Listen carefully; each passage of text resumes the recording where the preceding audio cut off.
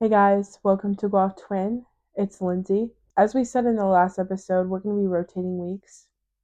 So next week is going to be Maddie's episode talking back and forth.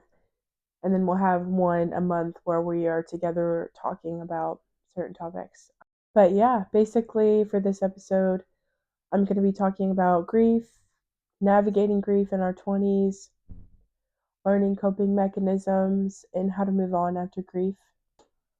There's going to be a lot of hard topics in this episode, so if you're easily triggered, I would not watch it until you're ready to.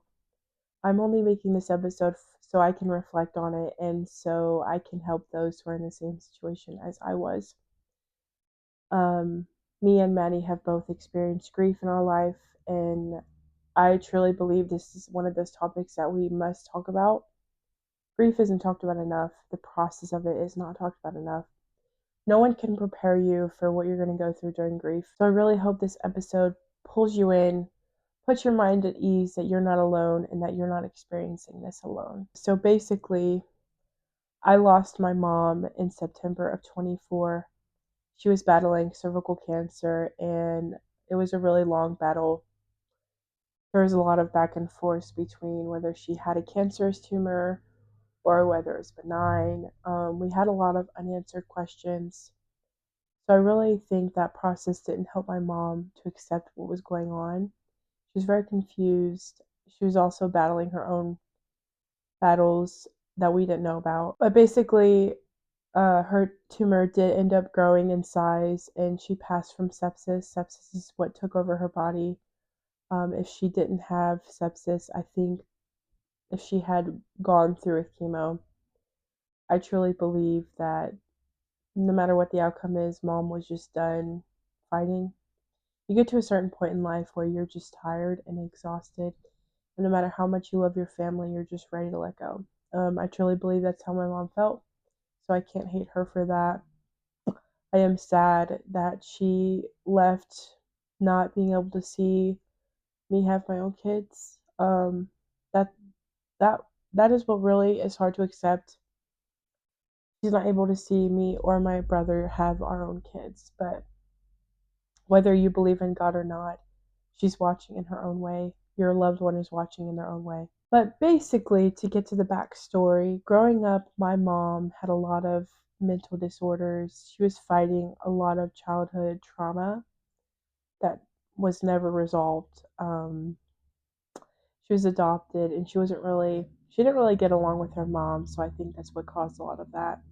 She was close to her dad, and then when I was 12, her dad passed away, and that really hit her hard. Losing a parent is a pain that I don't want anyone to ever have to go through, but it's life and death and it happens. But that really took a toll on her, and she really hadn't been the same since my grandpa had died. So it was hard to accept the change that grief had given her. All of us knew that she had become a completely different person when he passed. So that was really hard to accept. When I was little, before my grandpa died, me and my mom were really close. Yeah, I was her best friend. She was mine. We were really close. And then when grandpa died, all of that just went away. And growing up, I really just wasn't close to any of my parents. That can be another episode, but we had a lot of childhood trauma that we were given because of their childhood trauma. My dad was fighting his own childhood trauma, so he brought that into his marriage and his kids. As a parent, it's your obligation to resolve those traumatic events that happened in your life so you can give your child a better life than you had. It's about breaking the cycle. I'm strong on the breaking the cycle. My family is a whole mess, and I'm strong on that. I'm the middle child. I've always been independent, and I'm strong on doing what I believe is best for my life and best for my future kids' life. I love my parents. They're great people. My mom was a wonderful woman. She definitely was set in her ways. So a lot of people didn't like her because she stood up for what she believed in. My dad was the same way. They were both pastors. I grew up in a Baptist church, and growing up in a Baptist church, it changed my view on religion. I do believe that there is a God out there. Um, it's been proven in my life many times. That can be another episode. But so basically, moving on, my mom grew up with a lot of mental disorders that were unsolved, and she didn't like going to the doctors because she just, I think it was more of an ego thing, and she didn't really like someone telling her what was wrong with her. I think she also had a lot of traumatic experience in the hospital, and that's what plays into why she didn't like going to the doctor. But because she didn't like going to the doctor, this caused her diagnosis to grow, and basically we caught it too late. Whenever we caught her diagnosis, I was a sophomore in college. I believe she was having the symptoms. Yeah, she was having the symptoms when I was a freshman. So she was going back and forth between doctors because she had all the symptoms of cervical cancer, but the doctors couldn't find out what was wrong with her. They were telling her it was benign and it was not benign, back and forth. I think that the doctors didn't really take my mom's case seriously, and I think that she didn't take it seriously, which is why it went on for so long. And after we had found out that she was diagnosed with cervical cancer, we were at the house. My parents had moved to my college town, so I moved in with them for a little while to save up some money. She was admitted into the hospital. We were on the kitchen when my dad came home, and he had broke the news that the tumor the mass that they had found was cancerous. And I had my husband at the time. We were just boyfriend and girlfriend, but I did have him at the time, and we had all just broken down. It was a really sad moment for all of us because I think we all knew that we had caught this too late. Um, I think we all knew deep down that she was already kind of slipping because her symptoms were really, really bad. She was going through hell for a lot of the time. She would have her good moments where we thought she was getting better, and then she would just get worse and worse and worse. But after we had found out that my mom's mass had been cancerous, we were trying to figure out a plan on what she would want to do. The doctors had told her that they're not able to go in with surgery because of the size of the mass and because of the area that it was in.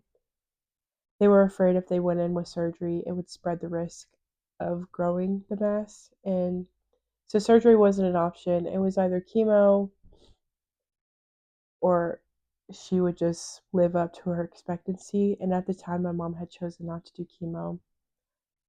She went through a lot of pain pills. She just pushed through it for a while. I think she did that for about 8 months. And then going into my junior year, she had decided that she still didn't want to do chemo because her symptoms were getting better. She was getting better for a while there. We thought that her mass had shrunken, and we even went to another doctor to get a second opinion, and he had said that the mass was not cancerous. So we were like, oh my God, this is fate. This is God giving us a chance on turning her life around. This is her chance to get her health into check. This is her chance to really better her mind for her family. So that gave us hope. That went on for 5 months of us thinking that her mass was not cancerous. So they had done 2 biopsies at this point, and I am a senior. Um, so year 2024, my mom at the beginning, my mom had decided that she did want to do chemo, and she had to go to a town that was 2 hours away from her current town. So she was scared about driving back and forth by herself because my sister was working, my dad was working, and my brother couldn't drive at the time. And my stubborn self, I was in college, I was working full time. I did not prioritize my family, and that's my own fault. But either way, I think the outcome would have been the same. So my mom had decided that she did want to do chemo. They were going back and forth calling the Shreveport doctor that told her that they would do chemo for her. And the communication that they had been given was absolutely uncalled for. They were not keeping any of us updated on mom's case. They really did not take her case seriously. And it's really sad because it was an insurance thing and it was a not looking at her chart thing. I'm just very upset with the way they treated my mom while she was inpatient. And I think the only good doctor that we had was the doctor that determined her death. He was very patient with us. He really took his time with us during a really, really tough moment. Uh, but after those long months, her symptoms had gotten worse. And in January, I had to move in with our mother in law because we were saving up money to move out of state. And it was a really scary moment for me because my husband had decided he wanted to go to DPT school in the state of Missouri. And if you guys don't know, I'm from Missouri, but I lived in Louisiana when I was 16 up until 23, 22, sorry. So that was really tough for me going back to Missouri, leaving my family. Going back to Missouri without them when I left Missouri with my family at 16 was really, really hard for me. Those first few months were weird because I was trying to find a job. I was trying to figure out how I was going to support us on one income while he was going to school full time. And I was also going to school full time during that time, but it was online, so we made it work. We had a really hard time adjusting to the one income. We were doing a lot of side jobs just to keep up with paying the bills. So I don't really have time to process what my mom was going through. And because of that, I was really hard on her. I didn't realize what was going on. I just assumed that she wasn't trying to get better. I was trying to encourage her to get up and walk because she was really weak and she didn't really eat a lot. So I was telling her, Mom, get up. You need to walk. You need to get your strength up. I was really, really mean to her those last few months. And our relationship wasn't good at all at that point. Because of my unsolved childhood trauma and because of her unsolved childhood trauma, we just never fixed that relationship. So looking back when we lost her, I'm like, well, shit, I can't fix that relationship anymore. And that's what hurt me the most. But that's what hurt me the most. And that's really what's killing me is I'm not able to fix that relationship. But I know my mom forgives me. And I know that I should be forgiving her because neither of us are going to be able to move on if we aren't able to do that. But we had went down to Louisiana because she had been admitted a couple times. So we hurried up, packed up our bags, and we had left to Louisiana. Our drive is about 10 hours, so the last time that we had went down there, it was 9 o'clock, and my dad had called me freaking out. My dad or my sister called me at 9. I don't remember who. I don't remember which one called me. I don't remember a lot from that day, but they had called me telling me that they had trouble restarting her heart a couple times, so she coded. And at that point, I was like, "What happened?" She was just talking to you guys. So the night before, when she was admitted, she was having a lot of pain, and she was ready to go to the hospital. I think she knew that she was about to go, so she just wanted to be out of the house. So when she did pass, she didn't want my dad to have to go through that of coming back home without her. So when she was admitted that night, I think her oxygen levels were low and her blood was off. So they had admitted her for fluids and pain reliever and all that stuff that they do in the emergency room. And then they informed me in the morning at 9 a.m. that she was referred to the ICU. Hearing that, I'm like, it's time for us to go to Louisiana. I think it's time. I was debating it. I was asking mom and dad, do you guys want to come down there? I can leave work. It's no big deal. My mom was telling me, no, no. That's all she could say is, no, no, don't come down. And then my dad was telling me, it's up to you, sweetheart. And at that moment, I was like, I don't know what to do. I had only been at this job for 3 months. It was 3 or 4 months, and I felt bad because I've had to leave work a few times because of the health problems that were going on in my family. I'm like, I don't know what to do. I can't afford to lose my job, but this is also family. So at that time, I was I was going back and forth with it. I really should have just said, all right, I'm packing my bags and I've got to go. But the second time they called me, my sister had called me crying. She was like, Mom had coded, they had trouble restarting her heart, and we don't really know what to do right now. I'm like, and before that, she was talking to them. She was awake, she was fine. We thought that everything was fine. All she needed was fluids. So everything just went down like that. I'm like, all right, so it's time for us to go. We need to pack our bags and we need to go to Louisiana again. So the ICU had closed for visiting hours at 6, I think, and then they opened back up at 8. 8 or 9, I don't remember, but it was a 10-hour drive, so we got there just in time for ICU visiting hours.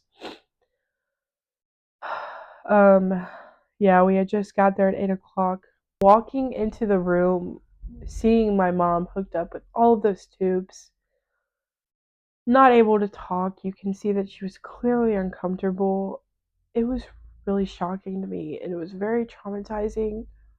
I don't care what anyone says, seeing a loved one hooked up with tubes is the worst thing that you can ever see. Um, I'm not trying to cry. I really try to keep my composure this episode, but this is just real. This is a process of grief, and I still have that picture in my head. Seeing my mom struggle, very uncomfortable. She had really bad back problems, so I can't imagine how uncomfortable she was.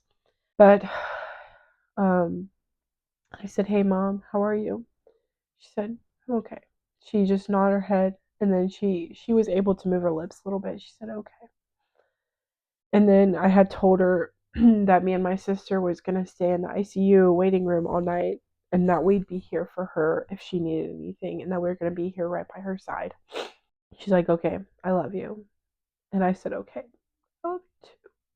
After we had said I love you, we had said goodnight, that we're gonna be here for you the whole night. We had sent my dad home because he had been there for a while and he had gotten any sleep. So we'd sent him home, my husband and everybody else home, and it was just me and my sister waiting around in the waiting room. We had gotten our blankets, we had gotten our pillows, we made a little cot with 2 chairs. We made a friend who was also waiting there for their daughter, I think. But yeah, we had waited there most of the night. Whenever we had got done saying bye to Mom, it was 9:30, so we had went back into the waiting room. We were talking to everybody, trying to erase the fact that Mom's not doing okay. We're trying to just move on from that, trying to make light of things. My sister had gotten pizza for everybody, so we were just eating pizza, sitting around, and everybody went home. We had sent my dad home to get some sleep, and the nurse had woken us up at 3 a.m. and she had said, "Come here, the doctor wants to talk to you." So I followed my sister into the ICU, and they basically said they've had to, she's coded a couple times, and at this point, she's on life support. So her blood pressure kept dropping at very low, dangerous levels. And without the medicine that they were giving her, she would not be able to live and breathe on her own. So she was on life support at this point. And the doctor had walked in. He was very patient with us. He was very clear. He didn't beat around the bush.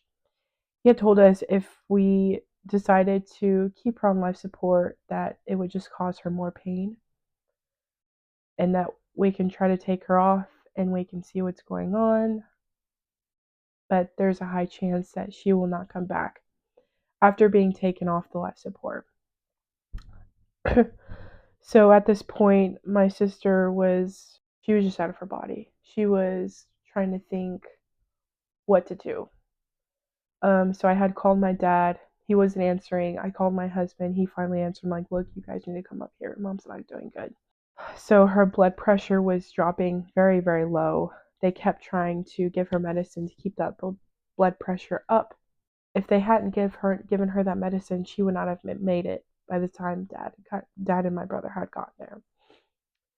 So me and my sister were just praying for her to just keep keep here with us so dad can say goodbye. Just stay here with us. But basically, we're like, we need you to stay here until dad gets here. Dad and my brother gets here. We need you to stay here. We cannot have you go without saying goodbye to them because that would absolutely eat them up. So they had given her a dose, and her blood pressure did stay up to a point where she was aware of what was going on. And my dad had came in. We were saying our goodbyes and that we love her. But basically, she did say, I love you. She was aware of what was going on. My dad and my brother and my husband had gotten there at this point. We were saying our goodbyes. We were saying, I love you, and that if you're ready to let go, let go. This is your time to be where you need to be. And she did. We were all in the room when she left, and we had told them, can you take the tubes out so we can actually say our goodbyes? And they did that. We came back. After we asked them to take the tubes out, we had came back so we can say those goodbyes in a proper manner. The face that she had with the tube, she looked worried. My mom was a worrier, for those who don't know. Worrying is in the Weaver blood. She was a warrior. So I just know right now she was just worrying herself, worrying about all of us. She's also stubborn, so she wouldn't even let herself go peacefully because she was worried about us. But she had a worried face. We were all very upset because of her face and how worried she looked. But she went peacefully. It was weird leaving the hospital without my mom. My dad, my brother, and my sister were really the ones that felt that because they were the ones who were caretaking for her. Obviously, I was out of state, so I couldn't do that, but they were a caretaker, so they were really going through it that night. And I was trying to stay strong for everyone. My husband had driven home, and my dad had driven with us. My brother had driven my sister home, and we had driven home, and we tried to get some sleep. I know none of us had slept that night. We were trying to figure out what we should do next because at this point, we had to figure out when the funeral was going to be because me and my husband had to go back to Missouri because he had PT school and he was only allowed a certain amount of days to be back. So we had her cremated and we had a little service. It was nice. My aunt had came in from Illinois and we really appreciated that. My dad really needed people, and then he had his best friend come. It was really nice having those people there to support us. It was really after the fact of having to drive out of Louisiana knowing that I no longer have my mom, knowing that info, and then having to go back to work just killed me. I'm no longer allowed to fight with my mom. I'm no longer allowed to call her for advice because even though me and my mom's relationship wasn't the best, we still talked on it daily. I was still checking on her. We still said I love you. Just knowing I'm not able to talk to her again really killed me. And then my dad just wasn't the same. It was like I lost my dad too because he had lost his partner. They had been together for 32 years and he had lost his soulmate. So he had changed, and that was really hard on me. And then adjusting, going back to school, going back to work, it was really, really tough.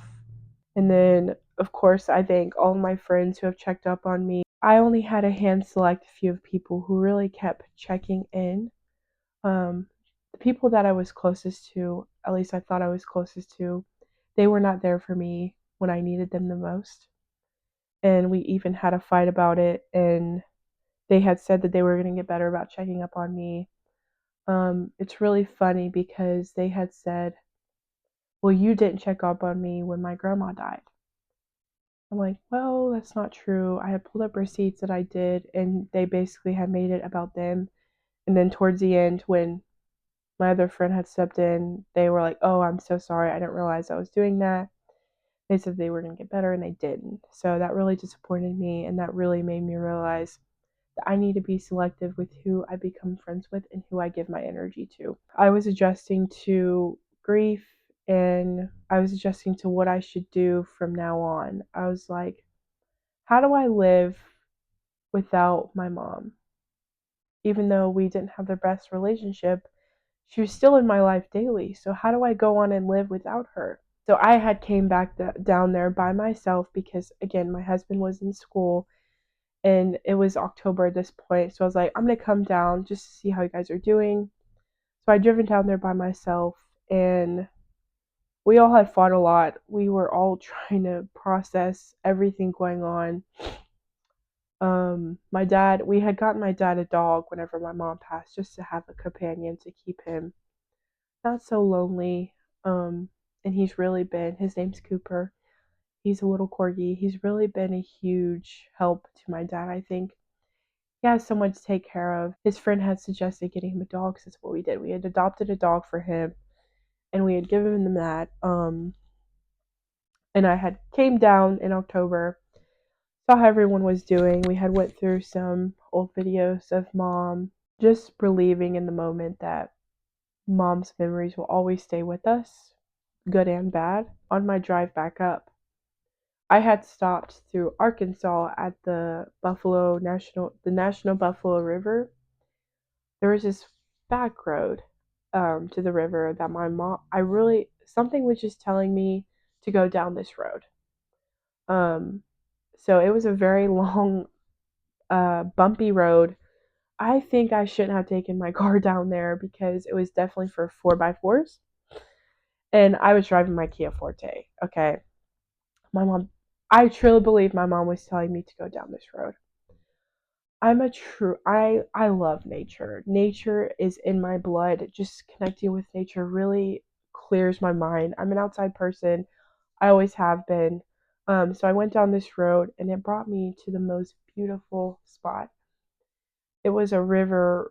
It was the Buffalo National River, of course, and it was just a very secluded area. It was the perfect moment of connecting with mom and just connecting on what I should do now. Who am I? What am I going to do next? So this moment, believe it or not, had really healed me because it brought me back to life. Um, so I stopped there for a good hour because I did have to drive back home. So I was there for an hour, walking around, looking at the mountain, the river. And then I drove back home, and I am still processing grief. So grief is something that no one can really prepare you for. Everyone goes through grief differently. In my experience, I am still figuring out ways that work best for me, but I thought I would share what I'm doing now to process it. So at the moment, I have a journal that I write to mom every now and then. I used to do it a lot more, but as life gets busier, I haven't been prioritizing it more, which I should. I'm going to, but I do have this journal that I write to her every now and then just to update her on everything going on. It allows me to process grief and allows me to connect with her in a way that I was not able to do before. So I think the journaling has helped me heal that relationship that was broken. And then anytime I feel very lazy, very unproductive, I just let myself be unproductive. If I need a bunch of stuff done that day and I'm just not feeling it, if there's a lot of laundry that needs to be done, my husband will do it, and he just lets me just be in the moment of processing my thoughts. And my husband has really been a huge help in processing this. He's been my day one. I don't know where I would be without my husband. I truly don't think I would be able to make it through this process of losing my mom if I didn't have my husband with me. Um, so we are in this moment now, and I will say the things that have been difficult to process the most is not being able to fix that relationship. I have so many regrets on not being the bigger person. My big thing is me and my mom both had egos, so we didn't want to be the bigger person. And of course, I'm the younger one, I'm the child. It shouldn't have been done that way, but with the situation that we were in, I think I would have felt more better if I had just been the bigger person. And that wasn't the case. Another thing I will say is the guilt that I have of knowing I'm not near my family to help them grieve too. It eats me alive. It eats me alive that I'm not able to help them, be there for them in the way that I should be. Of course, that's not my husband's fault or my fault. It's just how life is. But I'm trying to bear with the fact that I'm 10 hours away from them, and I'm doing the best I can. So basically, grief has also taught me many things. It has taught me that life should not be taken for granted. Every single second counts. Whether that be you meet a stranger on the street and you just compliment them, or whether that be you have a difficult customer, patient who is being difficult towards you. I am just trying to have more sympathy towards these people because you don't know what's going on. Previously, I had this really hard on, I'm stuck in my ways outlook, and I am working on opening myself up more to more strangers. And that's been helping a lot. I've been putting myself in their shoes, I've been hearing their stories. Having that undergrad in psychology has really helped me with this process. I'm able to apply the methods that I learned in undergrad to my feelings, and that's helped a lot. Another thing it's taught me is your family is your family. For your whole life, family is family. Whether you guys fight, whatever, there comes a time where you need to make up. And with my family, we didn't prioritize that. And with mom passing, we are now looking at better outlooks. We are now making up more. Obviously, we are fighting more, but we are working through this. We're all going through stuff. Um, but I'm here to tell you no matter what you're going through, just process it. If you're feeling unproductive, just let yourself feel unproductive. It is the least that you deserve to just allow yourself this moment in being lazy. You are to allow yourself to just feel this moment, to eat whatever you want to eat, and just acknowledge the feelings that you're feeling. And I really hope this podcast helped you guys in seeing what my process has been like. And I'm hoping it allows you to apply the methods that I have created in your own lives. Yeah, if you guys have any questions, if you guys want to hear more about my story, I have so many things in my life that I could talk about, but this is just one of many. So I'm sure I will, but I love you guys. I'm here for you. Maddie and I are so strong minded towards family, friends, energy. So I'm really excited about what our future podcast episodes are going to be about. And I'm just really excited for the potential that this podcast has. We're still working out a few kinks, so just bear with us. And yeah, I will see you guys. Actually, I won't see you guys next week. Maddie will see you guys next week. So, with that being said, bye, twins.